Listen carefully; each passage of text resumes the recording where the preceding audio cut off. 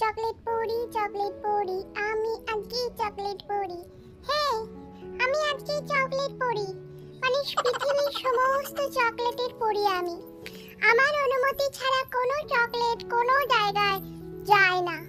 মানে তোমরা যে চকলেট খাবে সেটাও আমারই অনুমতিতে, মানে আমি চকলেটকে অনুমতি দিই, তোমাদের অনুমতি দিই না যে ওর পেটে প্রবেশ কর। তারপর থাক, তারপর আর কিছু বললাম না, সবকিছু বলা যায় না। যাকে এই যে আমার সেক্রেটারি পুকু। হ্যাঁ পুকু, সেক্রেটারি পুকু, আমার কপালের টিকলি চকলেটটা একটু নেমে গেছে, একটু ঠিক করে দাও তো। ঠিক করবে চকলেট? আমি সব পারবো না, ঘুম আসছে, এখন বসি। সে কি বাংলা সিরিয়ালের মতো তিনবার মুখ দেখাও। হ্যাঁ, এই ঝটকা, আবার দেখো ঝটকা, আবার দেখো ঝটকা। ইয়েস ইয়েস ইয়েস, এরকমই দেখাতে বলেছিলাম। ঠিক আছে, তুমি করলে না তো দেখো আমার অন্য সেক্রেটারি করে দেবে। আরেকজনও সেক্রেটারি চুলকানি পেয়েছেন, বাবারে আরে আরে কি চুলকানি, এসব চকলেটের গয়না ফয়না পরে সারাদিন কি চুলকা।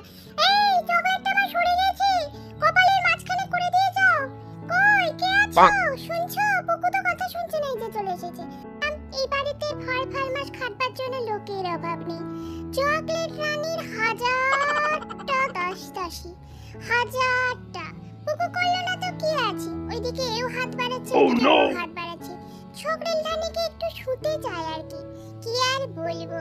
তো যাই হোক, কিছু আর তোমাকে দেখলে বললাম না, একটু লকেটটা এদিক থেকে ওদিক হয়েছে কি হয়নি, সঙ্গে সঙ্গে এসে আরেকজন এসে ঠিক করে দিয়ে গেল।